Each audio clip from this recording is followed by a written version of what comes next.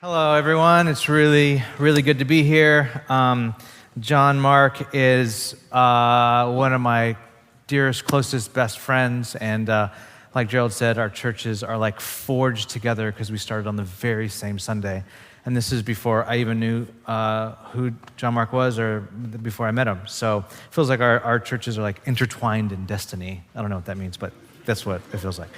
So as a part of your summer practice on community, John Mark asked me to teach on a skill from the Emotionally Healthy Relationships course or the Emotionally Healthy Relationships series. If you guys went through Emotionally Healthy Relationship Spirituality and Emotionally Healthy Spirituality and Emotionally Healthy Church a while ago, and you guys continued to forge that into your community. So I want to teach tonight on the topic of how we stop mind reading and clarify expectations. So tonight's teaching will be very practical. I heard someone say, yes. That's awesome. So I'll be teaching on that. So it's very practical. You can use a Bible. I will be referencing some scriptures. I will be reading some from Proverbs, especially in Proverbs and Exodus will be where I'm coming out of. And before I get started, let me just pray again before I go. Lord, I want to commit to you my throat and my mind and my heart, all of my capacities to you, Lord. I want us to be under the power and the inspiration of your Spirit. Thank you that your love has saved me, that you've saved many, many people in this room, and I pray that even more so tonight, your kingdom would expand by drawing people near you. Lord, I may the words of my mouth and the meditation of my heart be pleasing to you, O God, and may our ears and our hearts be in step with your Spirit tonight as you teach us. In the strong, powerful name of Christ. Amen. Amen. Behind me is an old video. An old video that you can find on YouTube. It might look like an Atari game for some of you who are super old, or if you're super hipster that you still play Atari for some reason. It's from 1944 study called An Experimental Study of Apparent Behavior by Fritz Heider and Marianne Smell. So here's the thing, watch it, pay attention to it as I talk. It was a landmark study where people were told to watch this short film, and we were asked what is happening in this film. Now, if you're not watching what we're watching, the film showed two triangles in a circle moving across a two-dimensional surface. The only other object on the screen was a stationary rectangle, partially open on one side like a door on a hinge. When asked what was happening in this very short film, only one test subject saw the scene for what it was: geometric shapes moving across a plane. Only one person got it right. Everyone else, including me, the very first time I watched this, made up an elaborate story to explain and make sense of what we're seeing. The big triangle is a bully trying to beat up the small triangle and take the circle home to his secret lair or something. Or there's an angry drunk dad who doesn't approve of his daughter's boyfriend and he's going after. Or they're all in prison. This is my favorite one. And the big triangle is a guy named Big Bubba. And the circle is the prison guard who's escorting the new guy to a cell, and everything kind of breaks loose from there. Whatever, right? Whatever. See, instead of registering inanimate shapes, most of us watch this and imagine humans with vivid inner lives. And the point is, we are storytelling people. We see the world in stories that we tell ourselves, and it happens automatically. This happens without us even knowing it's happening. Anytime we see almost anything, we make up a story. And these stories that we tell ourselves have an enormous impact on our emotions. They have an enormous impact on our feelings. I don't know about you, but I was viscerally angry at the large triangle when I watched this for the first time. I'm like, I know who that triangle is. This is what's wrong with the world. I know the triangle's name. I know where he lives, that sort of thing. I know. See, we tell ourselves stories to make sense of the world, and this is beautiful. And it's the main reason we have so many problems in our relationships. See, we make up stories about why so-and-so looked at us that way, or why so-and-so didn't text us back, even though we saw the ... bubble, but they never ended up taking us back. We make up elaborate stories about our family or about our spouses or our community or our coworkers, about our bosses, and even about our pastors. A friend of mine from church came up to me a few weeks ago, and he said, Dave, I need to ask for your forgiveness because I've been keeping my distance from you recently. I've been detaching from you as my pastor and as a friend. And I'm like, what's up? Like, what happened? Did I do something? What's going on? And this person said it was because a Sunday, several weeks before this, after church, everyone's up front mingling, talking, whatever, and he was talking to someone, and he turned and he bumped the communion table. Now we have these communion tables with the elements on top of it, and he bumped the communion table and nearly knocked over the blood of Christ. And he's like, oh, and he bumped it, and he said I was standing kind of down the way from him, and he bumps it, and he looks right at me, and him and I caught eyes, and then I gave him a look. He says, you looked at me with a look, and that look was clearly, I'm mad at you. Why did you bump over the blood of Christ? That sort of thing.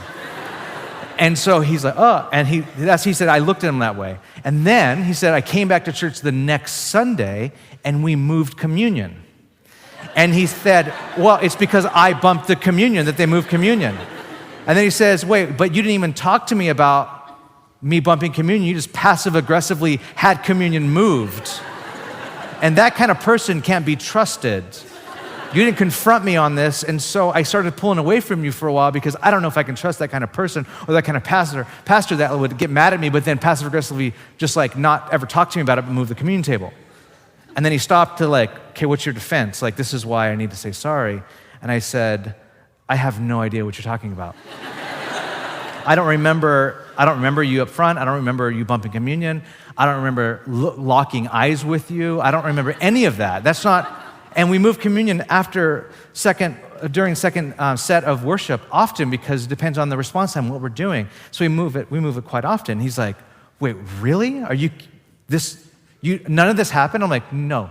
I mean, you probably bumped communion, and we're not high church, so that's but you had to take that up with Christ. I don't know, whatever. And he was like, wait, and then I ended with saying, can I use this story in my sermon? And then it ended really, really well. So we do this kind of thing in a million ways every single day. Yesterday, we had a marriage conference with John Orberg and Nancy Orberg, husband and wife, and John's a very famous author and one of my mentors, and so they're doing this thing. And Nancy shared a story. She said that someone from church just recently came up to Nancy and said, I noticed your husband's shoes and how he has scuffs on the top of his shoes, and I know why the top of his shoes are scuffed. And Nancy was like, wait, what? First of all, why are you looking at my husband's shoes? And second of all, what are you talking about?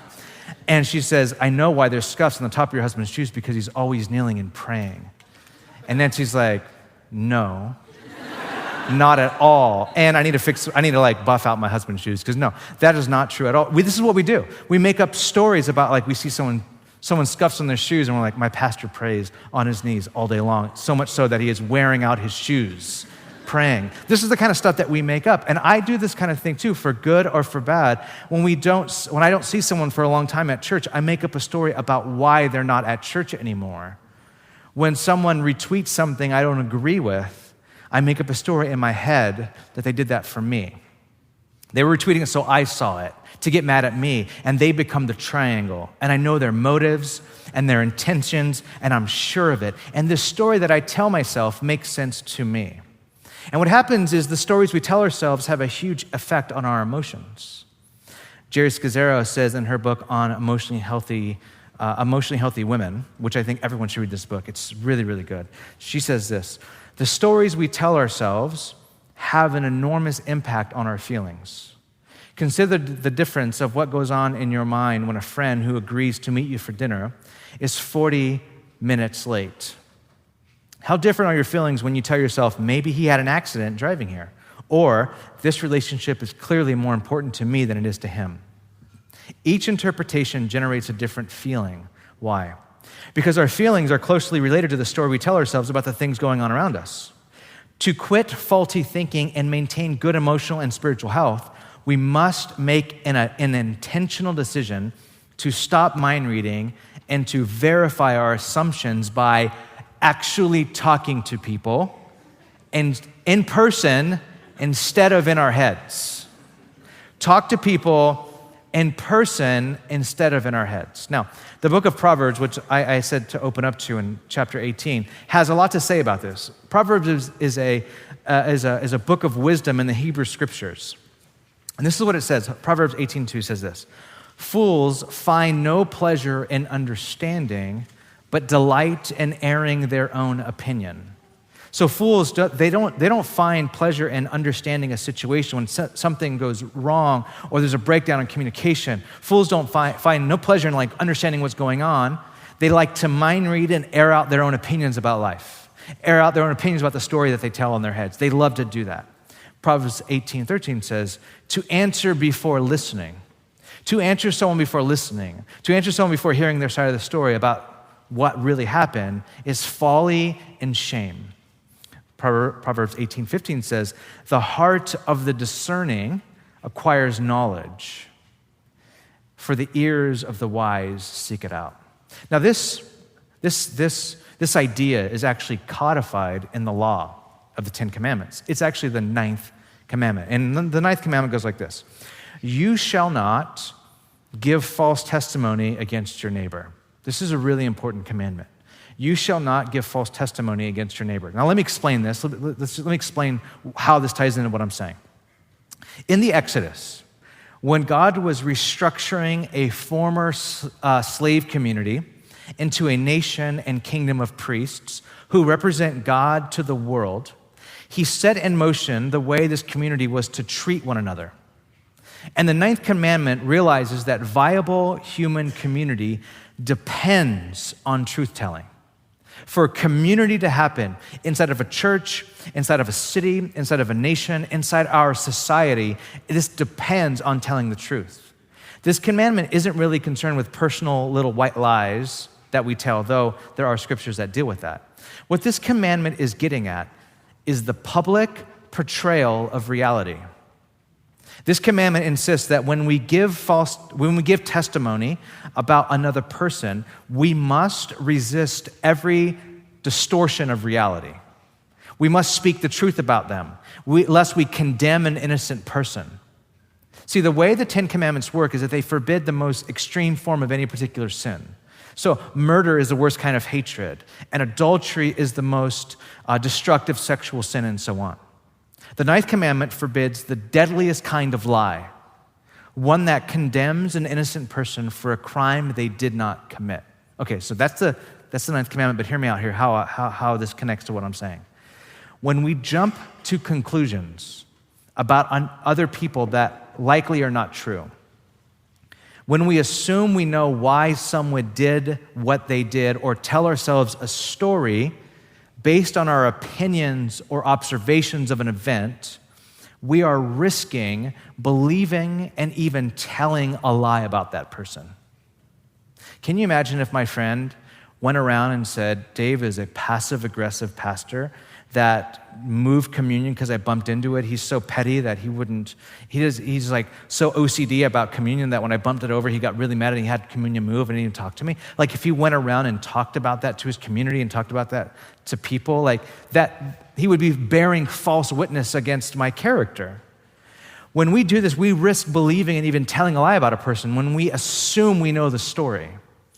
In emotionally healthy relationships course, it says this: every time I make an assumption about someone without confirming it, I am at risk for believing a lie about this person. My assumption is just a breath away from misrepresenting reality. Because I have not checked out my assumption with the other person, it is very possible I'm believing something untrue and effectively bearing false witness against my neighbor. I am especially prone to this temptation when the other person has hurt or disappointed me. That also makes it more likely I will pass on my false assumption to others. When we exchange reality for a mental creation, a hidden assumption, we enter a counterfeit world. At that point, we exclude God from our lives because God does not exist outside reality and truth. We also wreck relationships by creating needless confusion and conflict. See, assumptions in relationships, mind reading as they call it in emotionally healthy relationships, have the possibility of being as unjust as condemning an innocent person by your false testimony. It destroys lives. When you mind read, when you assume a story, this has the potential of destroying lives. I'll tell you that at the root of every relational problem and blow up in my life, that had some serious damage in my life, some of it almost completely ruining my life for a very long time. At the core of it is this problem. Stories that someone told themselves about me that they never confirmed with me. And the same is true with what I've done. When I have destroyed or hurt people in their life, it's because I believed a story about them. I told myself a story about them that was not true, that was not based in me having a conversation with them, but based on the story that I told myself. And this actually doesn't just happen in one-on-one relationships or in community or in marriage. This actually works its way out socially. These stories that we tell ourselves or we assume about others is at the root of where stereotypes and prejudice and discrimination come from. I mean, you might have learned this, I'm sure you have in university or college, but this is what a stereotype is: a belief that associates a group of people with certain traits. So think of a stereotype like a thought. These are thoughts that we have towards other people. They can be good or bad. They're a stereotype. For example, all women are nurturing is a stereotype. Or all progressive people are woke. That's a stereotype, right? That's what we think. Oh, you're progressive, you're super woke. But that's not true. But that is a stereotype. Now, these are beliefs. These are things that we think that can be both positive and negative. So stereotypes come from stories we tell ourselves about groups of people. But then it moves from a stereotype to a prejudice. And a prejudice are negative feelings. They move from a thought of being a stereotype to actually a feeling, an emotion towards persons based on their membership in certain groups. So this is a prejudice is a feeling, and it's felt negatively and it's experienced negatively. For example, Latino women are irrational. That is a negative feeling. Black men are dangerous is a prejudice. It's a negative feeling towards a group of people based on a story that you were sold. Now, discrimination takes it one step further. So a stereotype is a thought, a prejudice is a feeling, discrimination is a behavior. Discrimination is a behavior directed against persons because of membership in a certain group. This is our acting out. For example, me growing up, I'm Mexican. And so growing up, I grew up playing baseball. And then when I got injured in high school playing baseball, and so someone introduced me to the sport of golf. And so I started playing junior golf in high school. And because of junior golf, and if you golf, hit me up. When I was playing junior golf, I would get into certain golf courses and country clubs to play. And whenever I did, as being Mexican, people thought I worked there all the time. They assumed I worked there. They would treat me as if I worked there. They would hand me things as if I worked there. When I walked into certain places, they'd give me a look like, you don't belong here. What are you doing? This is not where you're allowed to be. I got this happened to me all the time growing up. My African-American friend who lives in the progressive woke Bay Area just a few weeks ago was walking into a store and a woman saw him and visibly clutched her purse when he walked past her. This is discrimination. Now, why do I bring this up? Because I like the tension it puts in the room. No, that's not why I bring it up. I bring this up because all of these have its roots in stories that we tell ourselves. Assumptions we make about people groups, about people. And it's my argument that at its core, doing this on all levels is bearing false witness. We do this in our marriages, we do this in our community groups, we do this in our churches, we do this in our places of work, we do this in our neighborhoods about other neighbors or people that live in our apartment building, and we do this with groups of people that work its way out and ultimately in discrimination. Now, at this point, it's probably good to hold up an example of someone who did it right. Mary, the mother of Jesus, is a remarkable example of someone who did not take things personally when she probably could have. It's quite moving to ponder her apparent lack of resentment towards Joseph after he planned to divorce her quietly. We don't read about any resentment there. As far as we know, she had no nasty words for the innkeeper who wouldn't give her a room even though she was 9 months pregnant. My wife would have had some words, like some serious words. Later, when it came to time to consecrate the baby Jesus in the temple, Simon informed her that a sword will pierce your soul too. Rather than being offended or resentful toward this old man for his difficult words, as any protective parent would be, the Bible says that Mary, all she did was ponder and treasure these things in her heart. We don't know what Mary was thinking, but she could have easily convinced herself there must be something wrong with me. Or she could have thought there's something that must be wrong with this baby. Or there's something wrong with all the people around me. But what she does is she appears to demonstrate great restraint in not telling herself negative stories about others when she did not understand their action. And it's her ability to not take things personally, which is perhaps one of the great secrets of Mary's spirituality. So the first skill is to stop mind reading, stop assuming stories about other people in our communities. But here's the second, and this one's framed in a more positive way, something that you're supposed to do. You're supposed to, instead of mind reading, you're supposed to clarify expectations. Now, I think we can all understand why this is such an important skill. Unmet expectations wreak havoc on our relationships. People leave jobs over unmet expectations. Churches split over unmet expectations.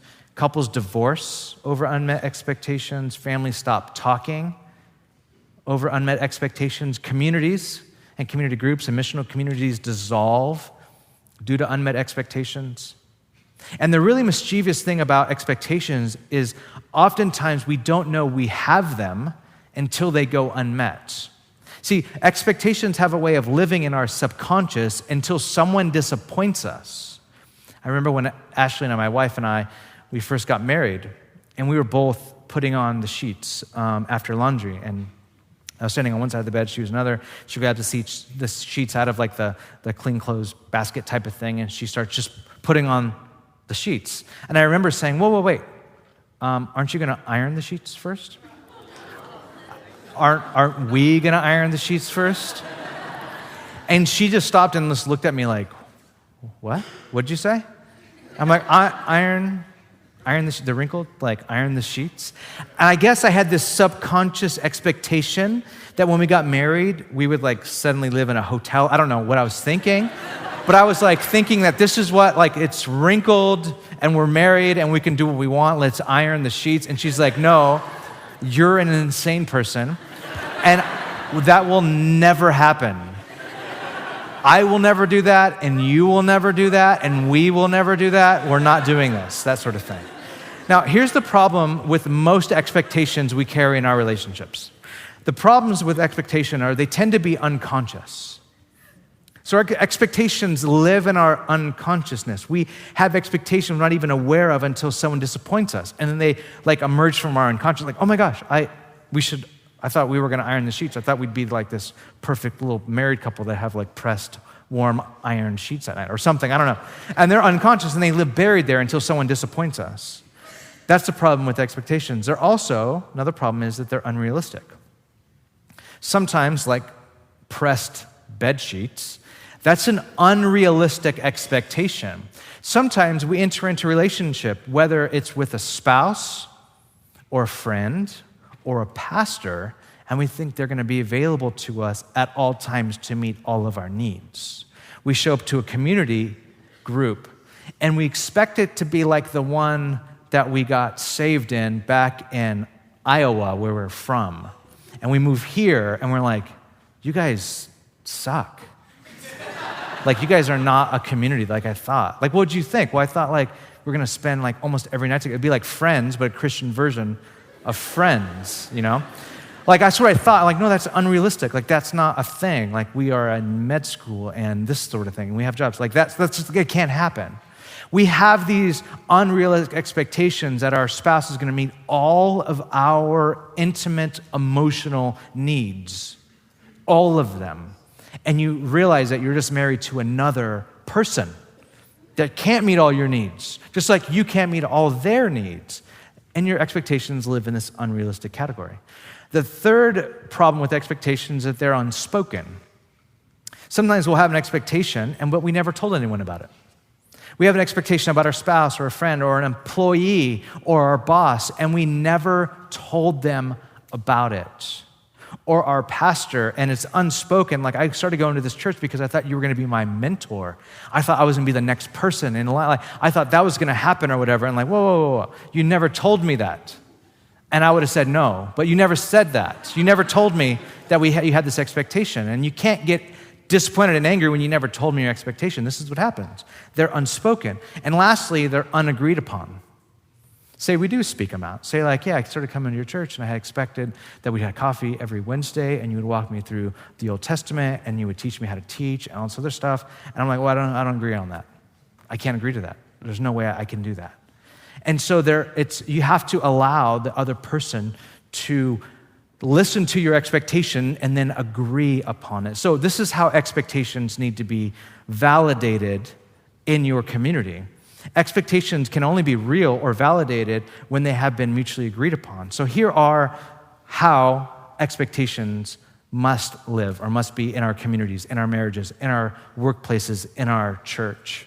They have to be conscious, realistic, spoken, and agreed upon. Now, some of you are thinking, that seems like a lot of work. Yes, being an adult is a lot of work. Like, I just need to say that to you because you need to hear this. Like, being an adult, being an emotionally mature, healthy adult takes work, like a lot of relational work. It just does. To be in a really good community takes work. To be in a really good church takes work. To make your apartment building great to live with your neighbors takes work. This takes work, so it's not going to be easy. So here's how you do it. Conscious. Become aware. Spend time whether it's in your marriage or in your job, like sit with yourself, with the Spirit of God, become aware of the expectations that you have. Next, ask yourself or the other person if your expectation is realistic. If it's not, it should just stop there and like, this is not a realistic expectation, and I need to like move this in from an expectation to something different. So is it realistic? Ask yourself. Thirdly, is it spoken? You need to sit down with this other person or persons and say, can I clearly, directly, and respectfully, as another human made in the image of God, share with you what my expectations are? Now, this is most poignant, most like probably applicable right now in your missional communities, in your community group. That's like probably the most applicable thing. That you might have expectations in your community and for your community that need to be spoken. There needs to be like a DTR in your community of like, let's just define what this is and let's speak out what our expectations are and if we can meet them.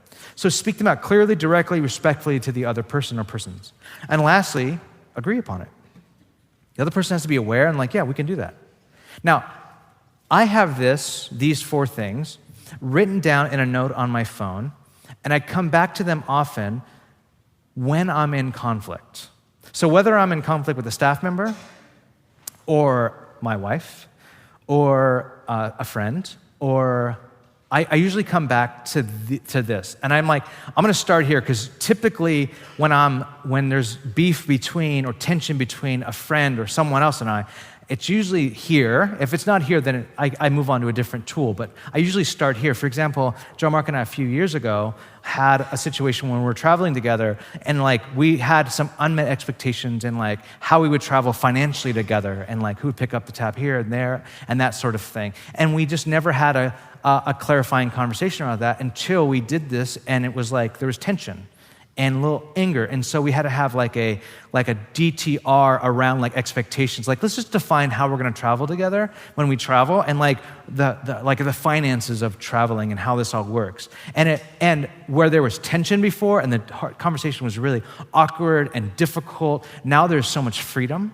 There's like, you don't even have to worry about it. We know, we have expectations of when we travel together, when we're together, like like how it all works out when like the bill comes or this comes or we're like that sort of thing.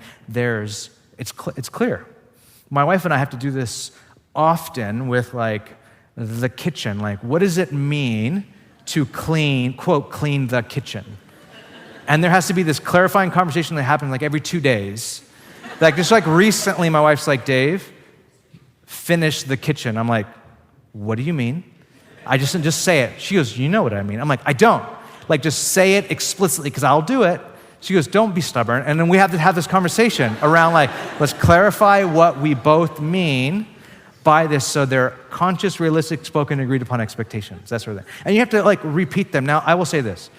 You might hear this and like, oh my gosh, this is so helpful. Like, I have these written down. This is really helpful, thank you.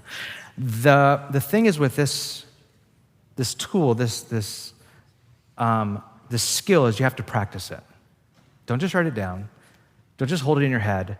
Keep doing it. Do it with your employees or your boss, your coworkers, your team you're working with. Do it with your roommates. Keep doing this, even though it's work. You have to practice this. Now, question. What about when an expectation goes unmet? What happens when there's something happens and the expectation isn't met? Well, this is where a clarifying conversation is needed in your relationship. Let's say your community had a movie night at your place every first Saturday of the month for 2 years. And then someone in the group gets married, and with their new married quote schedule, whatever that is, they don't make it anymore, or they can't make movie night anymore. And you're really bummed. You're like, wait, we've been doing this for years, and I expected you to write this movie night into your vows. We had clarifying, this is what we do, right? This is what we do. This is how we keep our community fun and exciting, show up to this thing. Well, if that happens and the other person says, I'm married now, this commitment I can't give to you right now. Just where we're at, it's just not a wise thing. Well, then what needs to happen with you is you need to move it from an expectation into a hope. Sometimes the other person can't meet your expectations anymore. When they used to be able to, they can't do that thing anymore. So you do this, I'm gonna move into a hope, and I hope that you and your spouse can make movie night on the first Saturday of the month. I hope. And then you have to mourn the loss. You have to mourn the fact that there was a time when your community was in a different spot and everyone wanted to be together all the time and text, but now life is different and schedules are different and there's different relationships and different relational dynamics. And you have to move it into a hope and then mourn the loss. You could say, I hope that you make it sometime. So what if they say yes to your expectation, but it doesn't happen? Well, this is interesting because maybe they felt like they couldn't say no. Maybe you're the kind of person that can get people to say yes, and the person that you're talking with is the kind of person that says yes to everything. And so then you're not given an expectation, you're given a demand. And this is why you have to sort that out in your community. Maybe you weren't clear enough, and maybe they thought they could, but they ended up they couldn't do it. This is where you have to explore what broke down. See, what you don't do is you don't use expectations to write off a relationship. You use it as a base of having really good and hard conversations when they need to be had. Now, lastly, what if God doesn't meet my expectations? Now, this is a very interesting question because when we have expectations, they tend to be detailed expectations.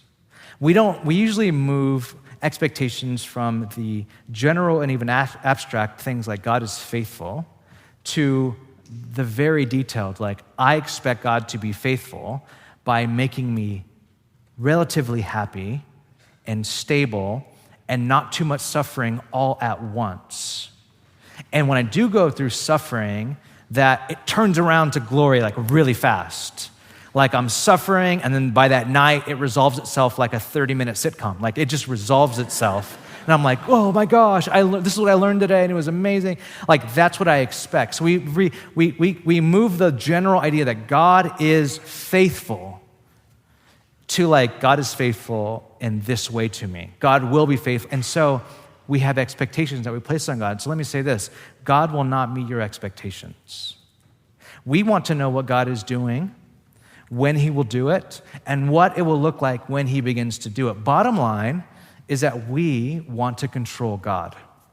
See, the reason why I think this tool that I just gave you is so helpful, or this skill we just talked about is so helpful, is because it does give you a certain level of agency and control in relationships.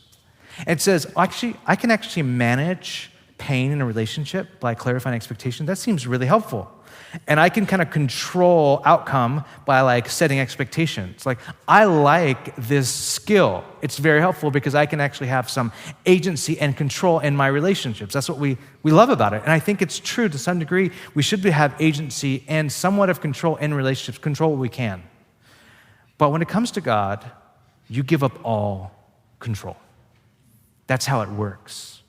You give up all, you do have agency, but we give up control to God. We can pour our hearts out to God, but we give up control. In Mark chapter 5, verses 21 to 43, there's a story of a man named Jairus and a woman who was subject to bleeding for 12 years.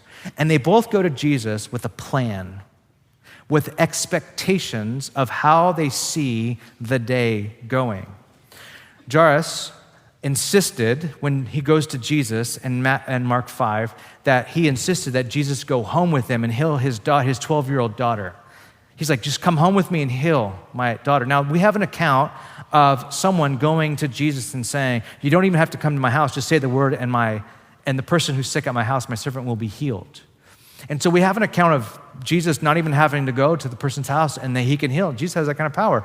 But that was not the Jairus, no. You need to come to my house physically. Come over and do a house visitation and heal my daughter. So Jesus is like, okay. So Jesus is walking towards his house. Now, at the time, so many people were following Jesus that they were literally pressing around him. It was a bazaar. It was like a mosh pit. It was everyone. And so there's this woman who was walking, and she told herself, and her faith was a little superstitious. She said, if I just touch the hem of Jesus' garment, I'll be made well. I don't have to acknowledge him. I don't have to look him in the face. All I have to do is just touch the hem of his garment. I just believe I can. So she does. She somehow gets into the crowd and touches the hem of his garment and is immediately healed. She knows she's healed. At that moment, Jesus stops and says, everybody stop.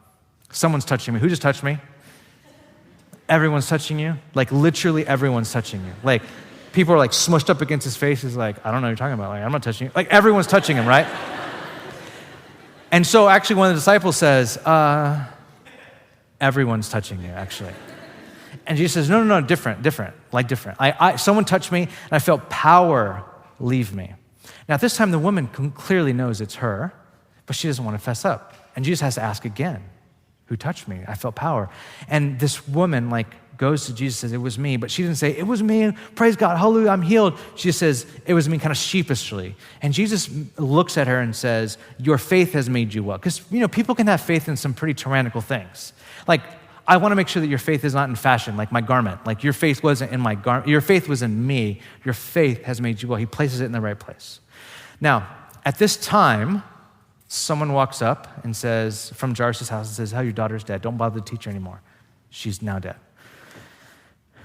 Jairus is just deeply disturbed, and Jesus looks at him and says, Jairus, do not fear. Just keep believing. Now, I tell this story from the scriptures because both Jairus and this woman came to Jesus with expectations. The woman wanted a drive-by healing. She just wanted a healing, I want to come by, I want to touch your garment, and I want to be gone. I don't want to deal with you. I don't want to know you. I don't want to talk with you. I want to show up to church. I want to sit in the back. I want you to heal me, and I want to be gone. I don't want to get interacting with other people or you or get my name on a baptism list or anything. I just want to just heal me, and I'll be gone. But Jesus is no, you're not doing that today. You're going public. I want you to know that it's your faith. And so he makes her go public. Jairus was trying to get a healing, and what he got was a resurrection. His daughter died, and Jesus goes and raises his daughter from the dead. Both of them go to Jesus, and all their plans are thrown out the window in just minutes. All of their plans. And the thing is that when one of the realities of when you place your faith in Christ is you have to give him way more than you planned. Like we kind of like want to give Jesus just this bit, this like part, like, oh, I want my heart to be healed from this relationship, and I want to give you like the uncertainty of my future and like my job. I want to give you this like heartbreak that I've had over here. And then we kind of give him this small thing, but Jesus is like, no, I actually want your entire life. I want it all. And we give Jesus way more than we plan, but on the other hand, we get from Jesus way more than we ask or imagine. When you trust in Christ, you have to lose control. And losing control is not easy, especially for like a bunch of type A people that live in a city. Like we like to control things. We like to choose. We like to have options. But with Jesus, like the only option is to completely trust him. And I know it sounds cliche to say surrender, but it's true. This is what it feels like in our actual bodies to follow Jesus. And that might involve a lot of fear for you. It's scary not to be in control. It feels scary. Can you imagine the fear that must have gripped the heart of the woman when Jesus stopped and shouted, "Who touched me? I felt power leave me. Who did it?" Can you imagine the fear that must have almost crippled Jairus when he got the message that his daughter was dead? All because Jesus delayed with this woman. I mean, it's a fearful thing not to be in control. But Jesus turned to Jairus and said, "Do not fear. Just keep trusting in me." See, what Jesus is asking from Jairus is entrust your daughter, entrust the most important thing in your life to me. And I can't imagine, because I'm a brand new dad, that's the hardest thing in the world, to entrust the most important thing in your life, the most vulnerable thing in your life to Jesus. And I would imagine in a room this size, we all carry in our lives a lot of disappointment. Disappointment that we kind of wear in our spirituality, that we feel when we show up to church, that we feel when we show up to community group, we feel when someone prays and says, you know, who's feeling distant from God right now, or whatever. We feel this. There's a spiritual writer that John Mark and I love to read. We share his quotes often and his books often with each other. We'll call each other and like, what did he say on this subject or whatever? His name is Ronald Rolheiser, and we've quoted him. John Mark's quoted him a ton. I quote him all the time as well. In one place, the spiritual writer Ronald Rolheiser says, "You have to forgive God for the way you thought your life was going to turn out." Now, for some of you, you're like, well, that sounds really blasphemous. And I agree, theologically that is, because God didn't sin against you. But in our spiritual journey, this actually resonates pretty deeply in our spirituality. Because what we do is we hold God at with this contempt, with this bitterness, with this disappointment. If we're really honest, we have disappointment in God because we thought our life was going to turn out a certain way, and it hasn't. And we hold in our lives bitterness. It's not that God sinned against us, but I have to forgive God for my expectations. I have to let go of my bitterness. I have to let go of the things that I'm my secret grudge that I have against God. My thing I turn to when I turn to sin, well, I'm going to go sin because of this thing that I'm so mad at God still about. We have to let that go so we can heal, so we can move on, so we can drop our expectations and say, God, may all of you have all of me. Here I am. Take all of my life. May every single part of my life, the part I hide from you, the part I'm angry about, may you just have it all. And I just want to give it all to you. Thank you for listening to the Bridgetown Church podcast. We are in the middle of a year-long capital campaign to raise money to buy a building on the inner core, an old, beautiful, historic church building about a mile from where we meet right now. If you have been blessed at all by this podcast and would like to give to that over and above your regular giving to your church, wherever you call home, we would love to have you participate in that. Feel free to visit bridgetown.church/give for more information. Thanks for listening.